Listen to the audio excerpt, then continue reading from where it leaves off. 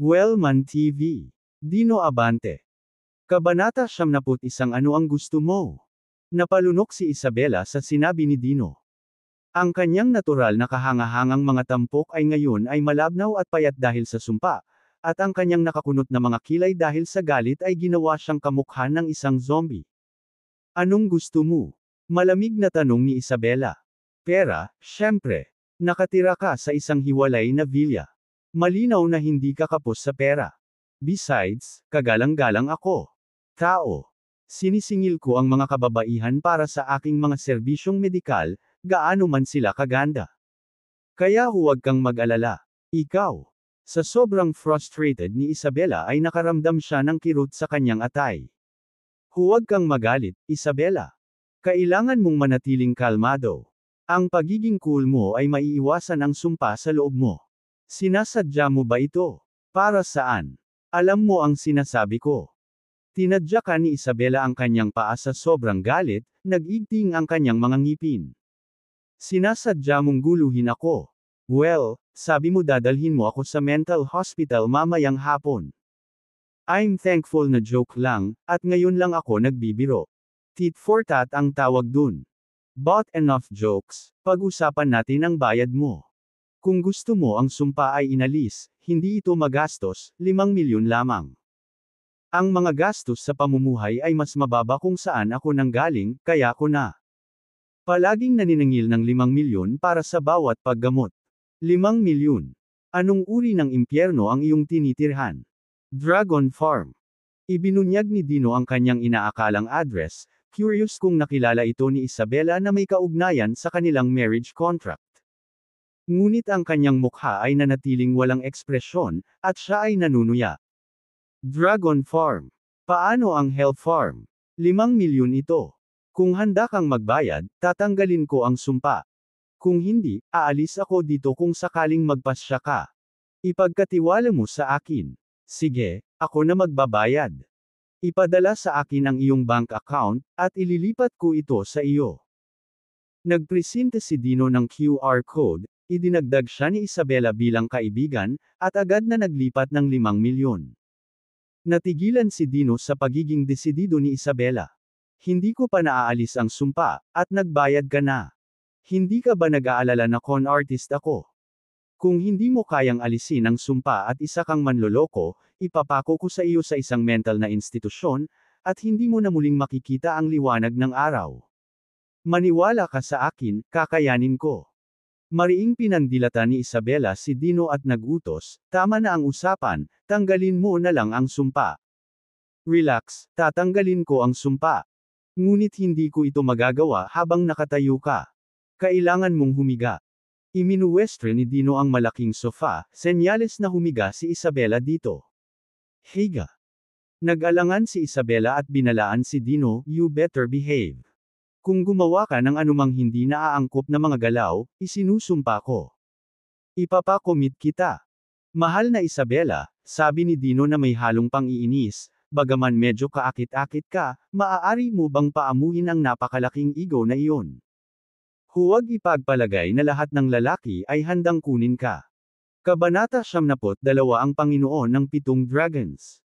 Isang mapang-asar na panunuya at panunuyang tawa lang ang isinagot ni Dino kay Isabela. Ha!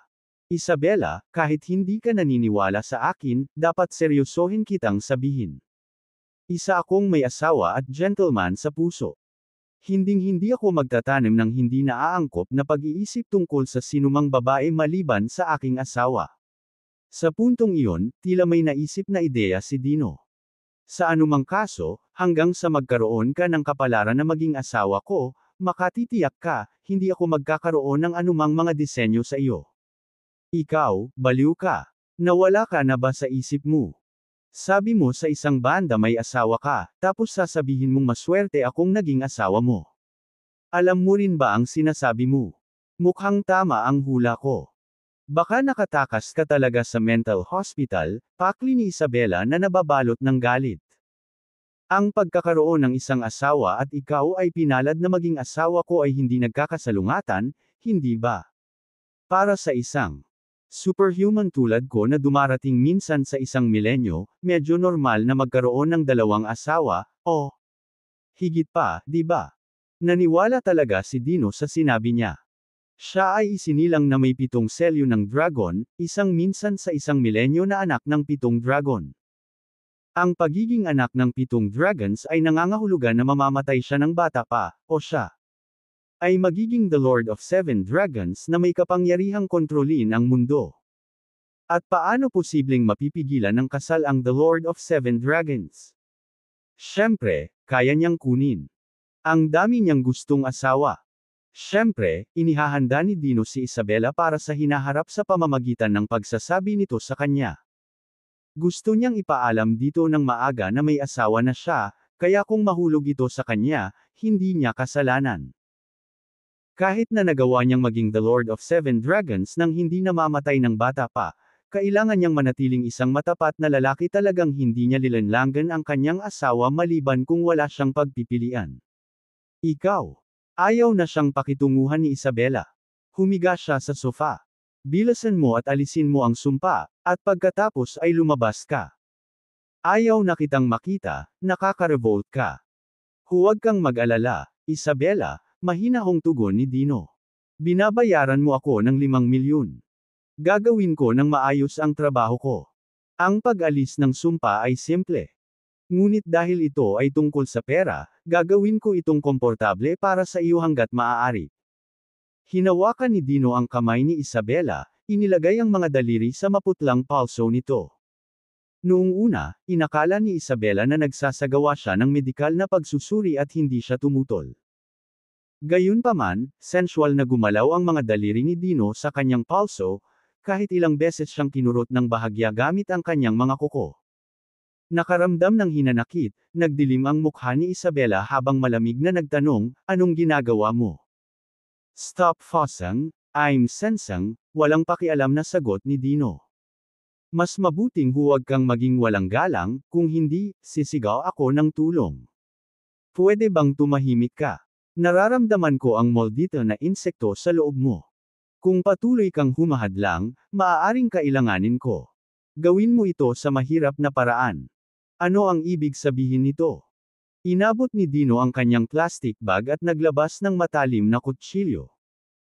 Same time niyang sinabi, dahil ang sumpa ay dahil sa isang uod sa iyong tiyan, kung kailangan kong gawin ito sa mahirap na paraan, kailangan kong hiwain ang iyong tiyan at alisin ang mga surot sa loob.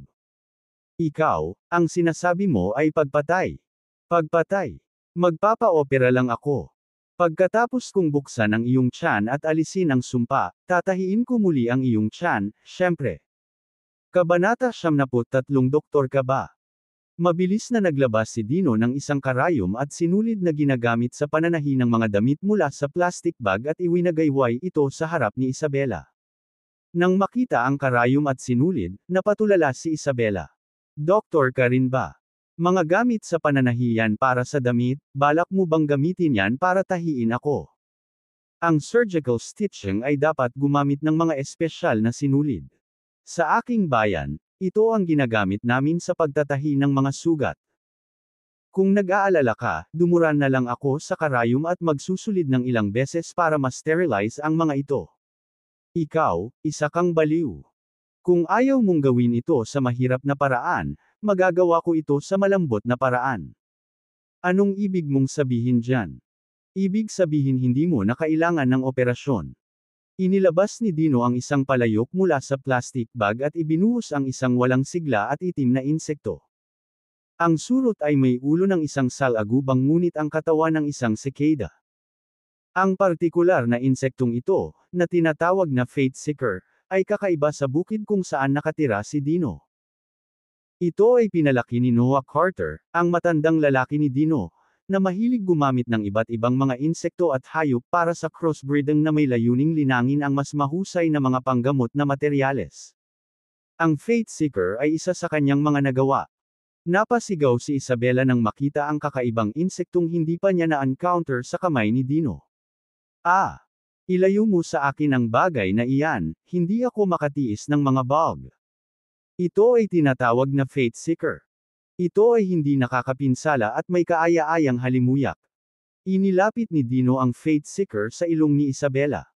Nang malapit na siyang sumigaw, isang nakakaakit na aroma ang pumasok sa kanyang butas ng ilong. Namangha siya sa kakaiba ngunit nakakatuwang amoy.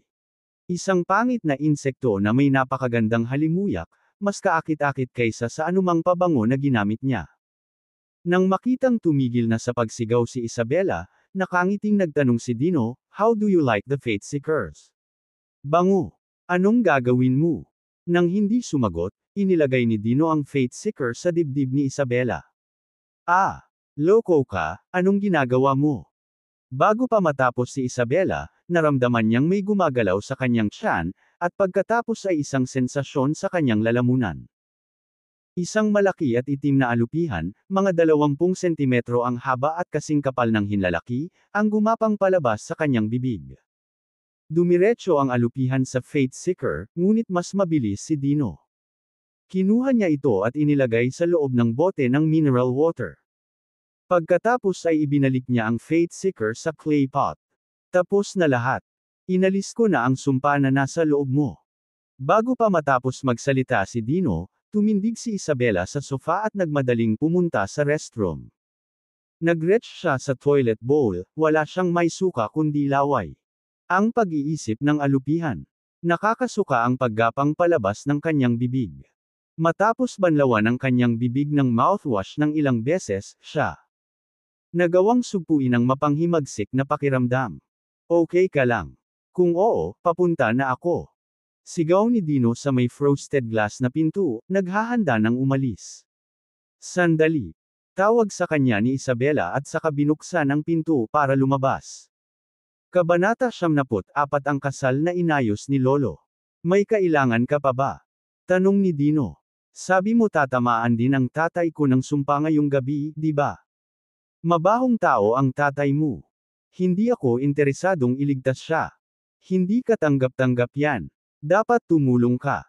"Fine, if you insist," sabi ni Dino na may pagbibitiw. Siningil na kita ng 5 milyon. "Kung gusto mong maligtas ang iyong ama, kailangan mong mag-fork ng hindi bababa sa 10 milyon. Nang matapos magsalita si Dino ay nakatanggap siya ng notification. 10 milyon ay agad na inilipat ni Isabela. "Damn! Masarap maging mayaman. Let's go," sabi ni Isabela. Pumunta. Napatingin sa kanya si Dino na nagtataka. "Saan tayo pupunta? Nabayaran na kita." "Siyempre, pupunta tayo sa kinaroroonan ng tatay ko para maiangat mo ang sumpa niya. Hindi siya nakatira sa iyo. Bakit siya tumira sa akin? Mag-isa lang sa isang malaking villa.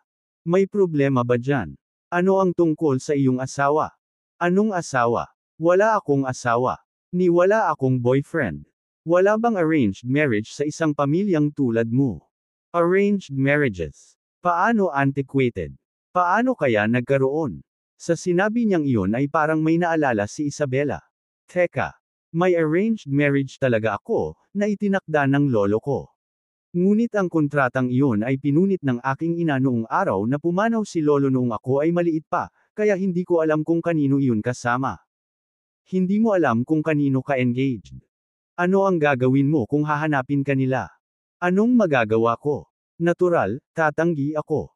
Ang aking lolo ay nawala sa loob ng maraming taon. Anumang kontrata na pinirmahan niya ay walang bisa. Hindi ako magpapakasal sa lalaking hindi ko pa nakikilala.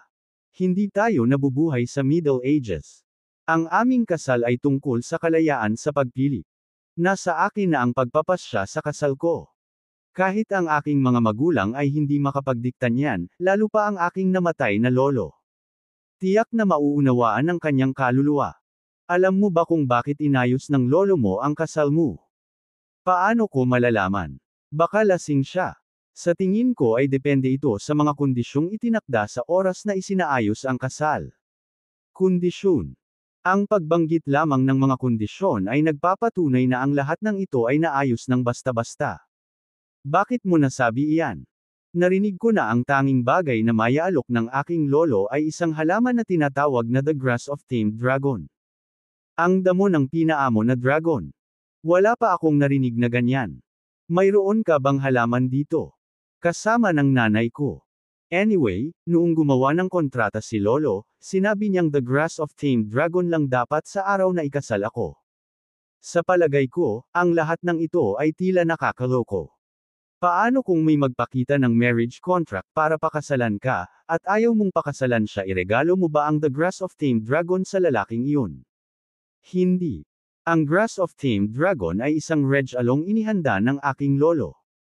Kahit walang kwenta, dapat sumama sa akin sa tahanan ng magiging asawa ko.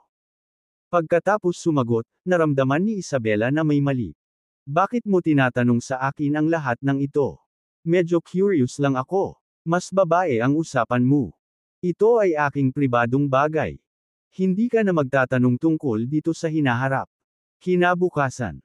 Masyado ka bang nag-e-enjoy na moldite ka? Ikaw. Naikuyom ni Isabela ang kanyang mga kamao sa galit. Kung hindi dahil sa kailangan niyang alisin ang sumpa ng kanyang ama, sinuntok na sana siya nito sa bibig nito. Kabanata 75 Rich Guy. Lumabas ang dalawa sa villa. Nang makita ni Isabela ang isang Panamera na nakaparada sa pintuan, tinanong niya, "Your sasakyan? Pinapayagan ako ng boss ko na gamitin ito." "Ang boss mo? Don't tell me asawa mo ang ibig mong sabihin. Isa akong assistant sa TMO. Sabi mo kanina ka pa kasal. Biro ba iyon o seryoso? Ito ay isang pekeng kasal." "Pekeng kasal? Ano ang ibig sabihin nito?" "Ibig sabihin may asawa ako, pero wala kaming totoong kasal. Napagkasunduan namin ang isang timeline na 1 taon, at pagkatapos na lumipas ang oras na iyon, maghihiwalay na kami. Bakit ka magkakaroon ng fake marriage? Upang matupad ang pangako ng ating mga lolo't lola. Ibinebenta mo ang iyong emosyon. Hindi. Iginagalang namin ang aming mga nakatatanda sa pamamagitan ng pagtupad sa mga pangakong ginawa nila." Nagtataka ang isip ni Isabela, na nag-isip, ang taong nagpapanggap ka sa kasal, ay hindi maaaring maging iyong boss. Pwede ba? Oo. Siya ito. Hindi nakakagulat na nagbibigay siya ng napakagandang kotse sa isang katulong. Binuksan ni Isabela ang pinto ng pasahero at umupo, saka sinabi kay Dino, "Tara na. Pupunta kami sa W. Hotel. W Hotel. Nakastay ang papa mo sa isang hotel. Ang hotel ay nakuha kamakailan ng aming pamilya." "Ha, mayayaman. Kung aayusin mo ang tatay ko, paano na lang kita bibilhin at pwede kitang maging katulong?" "Bakit mo gagawin iyon?" "Dahil napakayaman ko." Dino. Makalipas ang kalahating oras, nakarating na sila sa pinakamataas na palapag ng W Hotel, kung saan isang suite lang ang kinaroroonan, ang presidential suite kung saan tinutuluyan ni Chris. Habang papalapit sila sa silid, isang mapang-akit na babae ang hamarang sa kanila. Siya si Sophia Evans. Ang madrasta ni Isabela. "Nasaan si Papa?" "Oh, ngayon nag-aalala ka na sa tatay mo." Biglang uminit ang heart condition niya, muntik na siyang mamatay. "Kung ganoon, bakit wala ka sa ospital? Kailangan ko bang sabihin mo sa akin kung ano ang gagawin?" "Ipinatawag ko na ang numero 1 doktor ng Florida, si Elisha New, para gamutin mo siya." "Ibig mong sabihin River? Papasukin mo ako para makita ko." Sinubukan ni Isabela na pumasok, ngunit hinawakan siya ni Sofia para pigilan. "Bago pa magamot ni Elisha New ang iyong ama, hindi ka maaaring pumasok para hindi maabala ang paggamot niya." "Bakit hindi ako makakapasok? Siya ang tatay ko. Asawa ko rin siya. Hindi ako maaaring manatili sa loob doon. Ano ang nagbibigay sa iyo ng karapatang pumasok? Hindi ka ba natatakot na baka masaktan ni River si tatay?" "Isabela, kinain ba ng alien ang utak mo? Si River ang numero 1 doktor ng Florida. Paano niya magagawang saktan ang iyong ama? Marami akong pinagdaanan para madala siya dito. Ang bagay na ito ay walang kinalaman sa iyo. Mabuti pang umalis ka na. Hindi ako pupunta kahit saan hanggat hindi ko nakikita ang aking ama." Tapos tumayo ka lang dito at maghintay. Nag-cross arms si Sofia at hinaranggan ang pasukan, tumanggi na makadaan ang dalawa. Si Isabela ay walang paraan upang harapin ang kanyang madrasta, pinilit na magtiis. Maging ang sariling ina, si Ava Evans, ay nadala sa diborsyo, na walang naiwan dahil sa mga pukana ng malupit na babaeng ito.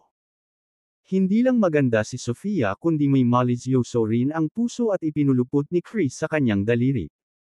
Marahil ito ay ang kanyang kahalayan na pumihil sa kanya mula sa conceiving. Hindi niya naibigay kay Chris ang anumang supling. Ito ay bahagyang para sa kadahilanang ito na si Isabela, bilang nag-iisang tagapagmana, ay naglakas loob na makipagkompetensya laban sa kanya. Madrasta. Maya-maya lang ay bumukas ang pinto. Kabanata 76. Hindi ko kailangan ng pera. Si River, sa kanyang puting damit, ay lumabas ng pinto. Nag-aalalang nilapitan ni Sofia si River at nagtanong, Alicia New. Kamusta ang asawa ko? Sa kabutihang palad ay nakilala niya ako, kung hindi ay tiyak na hindi magiging maganda ang kinahinatnan ni Chris. Salamat, Alicia New. Nagpasalamat si Sofia, saka pumasok sa kwarto, kasunod sina Dino at Isabela. Matapos gamutin si River, si Chris, na kanina ay walang malay, ay gising na at nakaupo pa. Sa gilid ng kama. Honey, okay ka lang ba? Tanong ni Sofia na may halong pag-aalala. Tinakat mo ako hanggang sa mamatay. Kung meron man. Kung nangyari sa iyo, mamamatay din ako. Hey! Hindi napigilan ni Isabela ang mapamura. Ikaw, mamatay. Kung naaksidente talaga si Dad, like hell you. Mamatay. Ipaglalaban mo ako para sa ari-arian ng The Evans. Isabela, isipin mo ang iyong wika. Saway ni Chris sa kanyang anak. Sa tuwing papanig ka sa murang babaeng ito, sa palagay ko ay talagang pinapalabo niya ang iyong paghuhusga. Lumabas ka. Hindi ko gagawin. Walang paraan si Chris na harapin ang kanyang anak, kaya bumaling na lang siya para pasalamatan si River. Alicia New, niligtas mo ako. 2 beses sa isang araw at ang aking lifesaver. Sofia, kunin mo ang checkbook ko. Dinala ni Sofia ang checkbook, at sa isang tseke, nagsulat si Chris ng halagang $50 milyong, pagkatapos ay pinunit ito at inalok kay River. Sinulyapan ni River ang tseke ngunit hindi umabot para tanggapin ito, mahinahong tumanggi. Bilang isang doktor, ginagamot at pinapagaling ko ang mga tao, hindi para sa kapakanan ng pera. Alicia New, 2 beses mo nang niligtas ang buhay ko, at may utang ako sa iyo. Hindi ako matatahimik kung hindi mo tatanggapin. Hindi talaga ako makatanggap ng pera. Kung kinuha ko ito, madumi ang kamay ko. Gayunpaman, narinig ko ang The Evans na mayroong The Grass of Tamed Dragon. Ito ay isang mapaghimala na halaman, sa halip walang silbi ang pananatili sa The Evans. Umaasa ako. Maaari mong hayaan itong matupad ang layunin nito sa pamamagitan ng pagbibigay nito sa akin. Ang damo ng Tamed Dragon. Kumunot ang noo ni Chris. Nagmuni-muni siya saglit at saka umiling, hindi ko pa narinig ang The Grass ng Tamed Dragon. Kung talagang mayroon ako, tiyak na ibibigay ko ito sa iyo. Nagpapanggap lang si Chris na walang alam sa halaman. Tiyak na alam niya ang tungkol sa The Grass of Tamed Dragon at iyon ay nasa kamay ng kanyang dating asawa, si Ava. Gayunpaman, ang kanyang pahayag ay hindi ganap na mali. Dahil sa matagal na pakikipaghiwalay kay Ava, ang The Grass of Tamed Dragon ay nasa kanyang mga kamay, na tiyak na hindi pag-aari ng The Evans. Gabi na. Hindi ako magtatagal. Chris, kagagaling mo lang sa matinding karamdaman. Kailangan mong magpahinga ng mabuti. Huwag hayaan. Ang kakulangan sa pahinga ay nagdudulot sa iyo na magkasakit muli pagkalipas ng ilang araw. Kung wala na ako sa New York noon, baka meron. Walang magliligtas sa'yo. Pagkasabi nito ay tumalikod na si River para umalis. Hinarang ni Isabela ang kanyang daraanan, na sumigaw, sandali lang. Pagkatapos ay tumingin siya kay Dino at nagtanong, Dino, napagaling ba ni Alicia New ang sakit ng tatay ko? Napasulyap si Dino kay Chris at agad na nakagawa ng conclusion.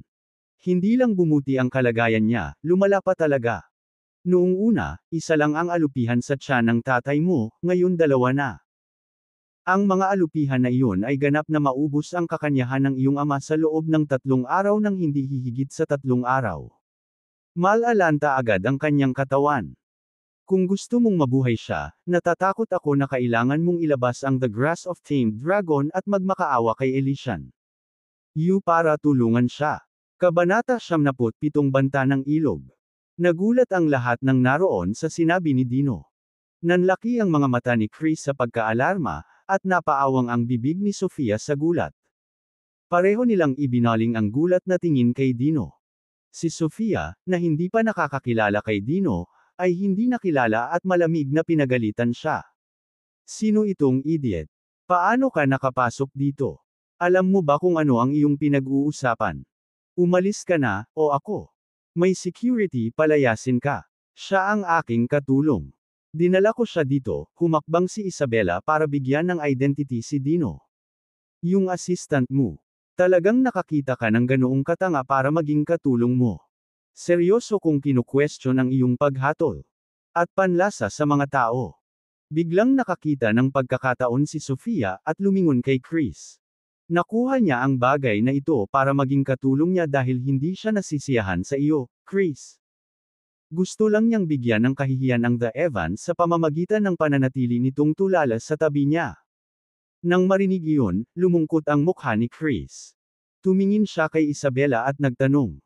Bakit mo pipiliin ang ganoong tao para maging katulong mo? Ipinagkatiwala ko sa iyo ang mga pamumuhunan ng kumpanya sa New York. Ganito ba ang pananagutan mo? Personal assistant ko si Dino. Wala itong kinalaman sa pamumuhunan ng aming kumpanya. Ang kanyang tungkulin ay protektahan ako mula sa misteryosong pinsala. Itinuro ni Isabela si River. Tulad ng matandang ito na gumagamit ng mga sumpa para saktan ang mga tao. Miss Isabela, inaakusahan mo ako ng mga sumpa na nakakapinsala sa iba, ngunit mayroon ka bang anumang ebidensya? Kung sinisiraan mo ako ng walang patunay, inaasahan kong hihingi ka ng tawad. Ako ang numero 1 doktor ng Florida, isang taong may reputasyon. Ang paghingi ng tawad ay hindi lamang pagsasabi ng I'm sorry. Kailangan mo magpakita ng sinseridad. Kung hindi, ikaw, The Evans, ay gumagawa ng isang kaaway sa akin. Kung ganoon nga, sasabihin ko sa lahat na ang sinumang may pakikitungo sa The Evans ay hindi tatanggap ng aking serbisyo. Marahil ay hindi ako kilala ng maraming tao dito, ngunit sa Florida, maraming magagandang pamilya ang tumawag sa akin. Tretuhin sila sa kanilang mga tahanan. Maaaring hindi ko kayang sirain ang The Evans, pero at least masisiguro kung mawawala ang kalahati ng negosyo mo. Binyantaan ni River si Isabela, at talagang may kapangyarihan siyang gawin iyon. Sa kanyang determinasyon na makuha ang The Grass of Tame Dragon, hindi man lang maisip ni River ang mga kahihinatnan ng pagkabigo. Ipinuhunan niya ang lahat. Si Dino, na nahuhuli sa mga disenyo ng matanda, ay kinuha ang usapan na may halong tawa. Alicia knew, lahat ng usapan na ito, ang sincerity, na tinutukoy mo, ay hindi mangyayari na The Evanses The Grass of Tame Dragon, di ba? Inilalagay mo ang sumpa kina Mr. Chris at Miss Isabela, pagkatapos ay nag-aalok na alisin ang sumpa, lahat para makuha ang iyong mga kamay sa The Grass of Tame Dragon, tama ba? Sino itong tanga? Huwag kang magbubuga ng katarantiduhan at siraan ang aking reputasyon dito. Matapos sawayin si Dino ay bumaling si River kay Chris.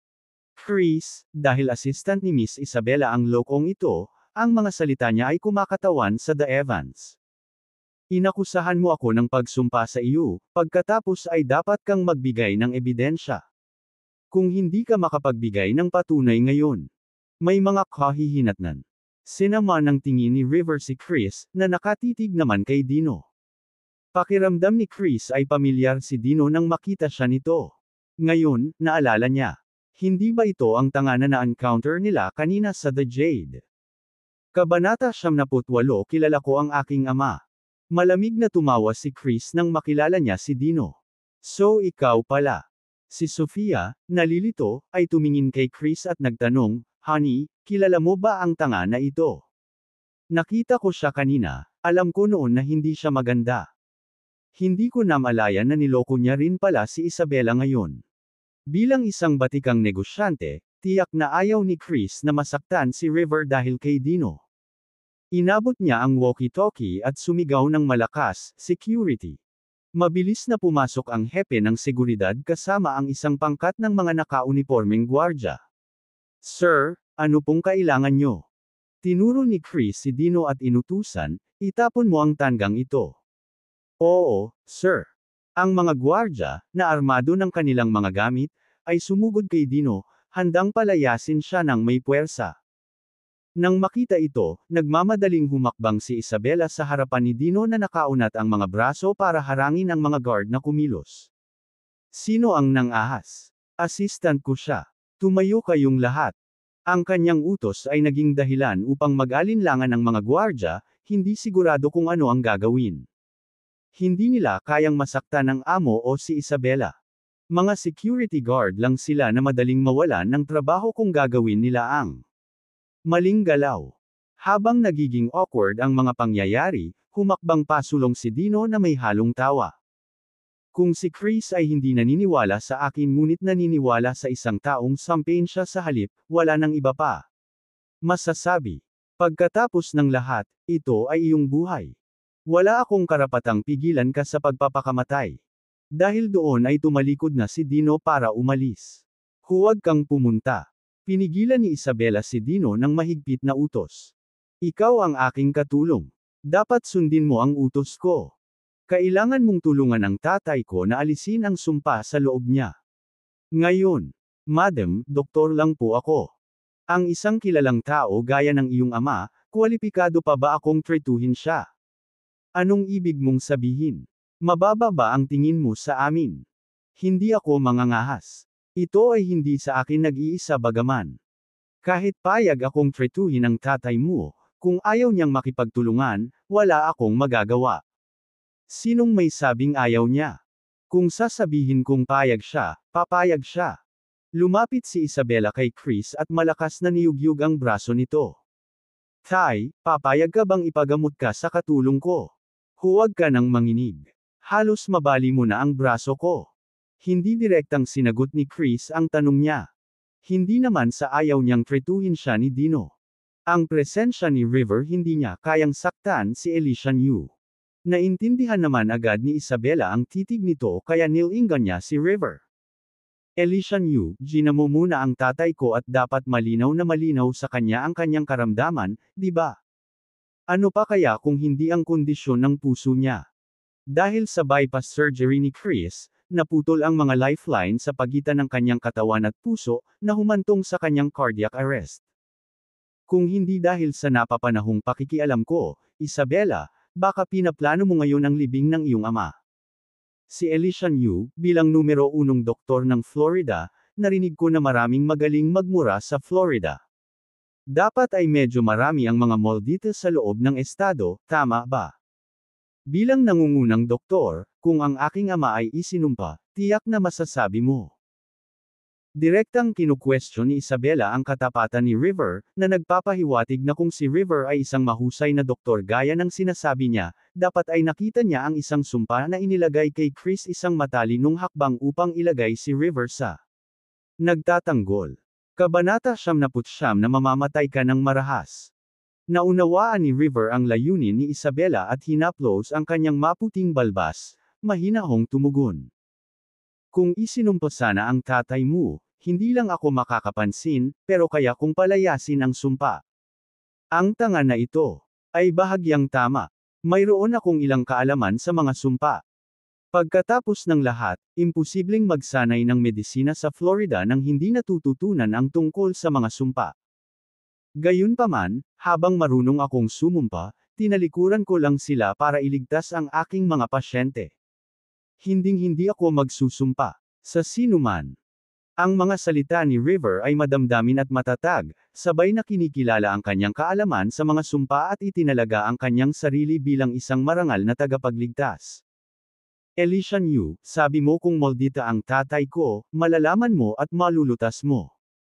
Pero pagkatapos mong tretuhin siya ngayon, dapat alam mo na kung moldita siya, di ba? Ang tanong ni Isabela ay nagpasalubong ng kilay ni River.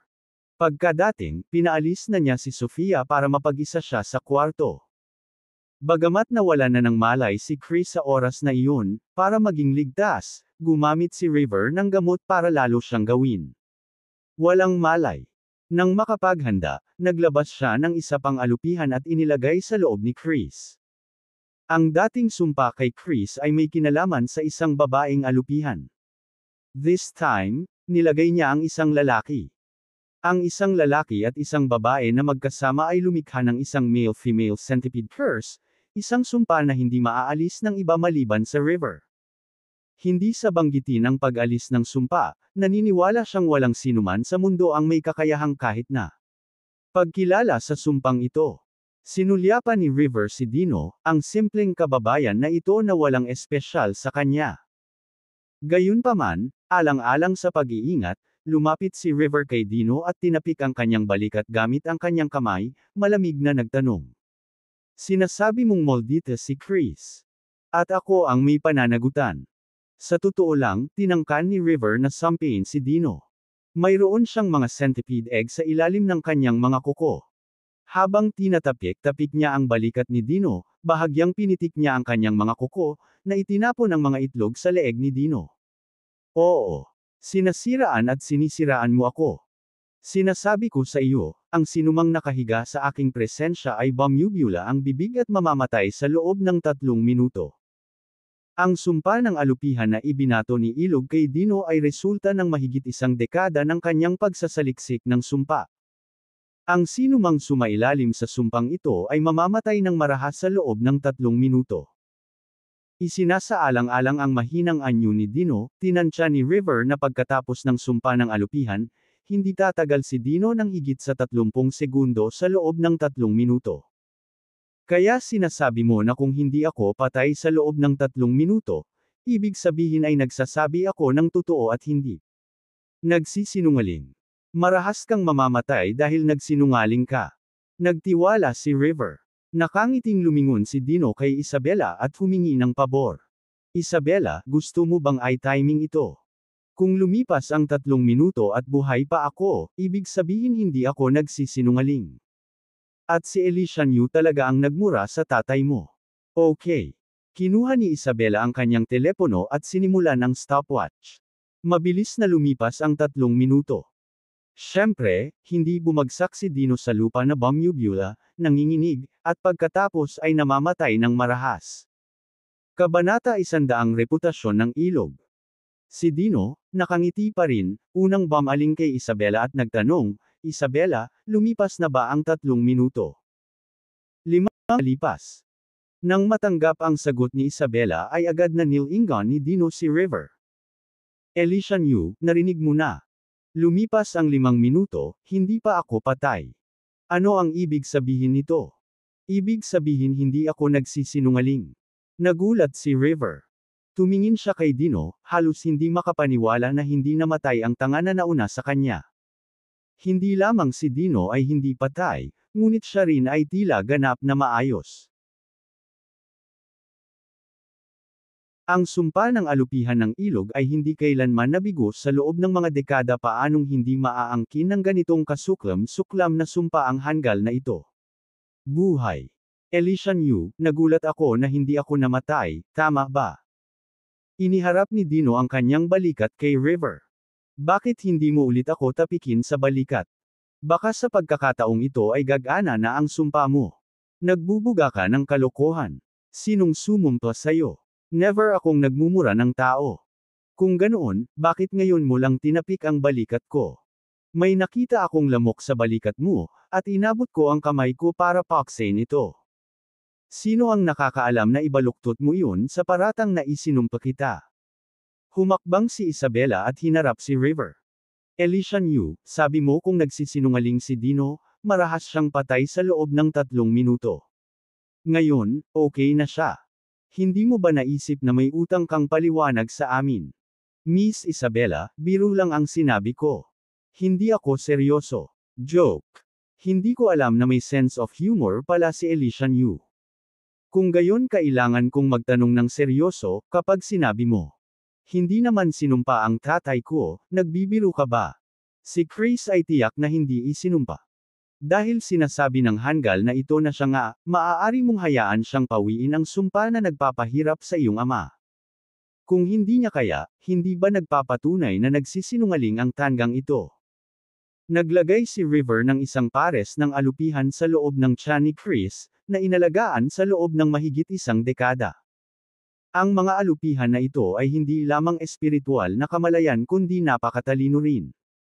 Sa loob ng mga dekada, hindi pa niya nakilala ang sinumang makakapag-alis ng kanyang sumpa sa alupihan. Walang sinuman maliban sa kanya ang makakaasa na tanggalin ang mga alupihan na iyon sa katawan ni Chris. Pagbuksan man ni Dino si Chris, hinding-hindi niya mahahanap ang dalawang alupihan. Bagamat kilala si River bilang nangungunang doktor ng Florida, siya talaga ang #1 curse master ng Florida. Ang kanyang reputasyon, sa katunayan, ay binuo sa pamamagitan ng paggamit ng mga sumpa. Karamihan sa mga kilalang pamilya sa Florida ay isinumpo niya. Susumpiin niya ang mga tao, hintayin na magpakita ang mga sintomas, at pagkatapos ay lalapit upang alisin ang sumpa. Ang sumpa niya sa alupihan ay hindi nababasag. 20 taon na ang nakalilipas, noong una niyang sinimulan ang pagsasanay na ito, mayroon talagang mga nasa Florida na sinubukang alisin ang kanyang mga sumpa, ngunit lahat ng nagtangka nito ay namatay ng mahiwaga. Simula noon, walang nang-ahas na magtangkang bumangon. Mga sumpa ni Ilog. Sa loob ng bilog ng mga curse master sa Florida, mayroong isang hindi binibigkas na panuntunan. Kung sino man ang nakadiscover ng isang moldita, dapat ay claim ng pasyente na hindi niya kayang pagalingin ang mga ito at pagkatapos ay imungkahi sa pamilya ng pasyente na humingi ng mga serbisyo ng ang numero 1 doktor ng Florida, si Elisha New. Ang reputasyon ni River bilang nangungunang doktor ay unti-unting nabuo sa ganitong paraan. Dalubhasa siya sa iba't ibang sumpa. Tulad ng para sa kanyang mga kasanayan sa medikal, habang siya ay nagtataglay ng ilang kaalaman, siya ay may katamtamang kakayahan lamang.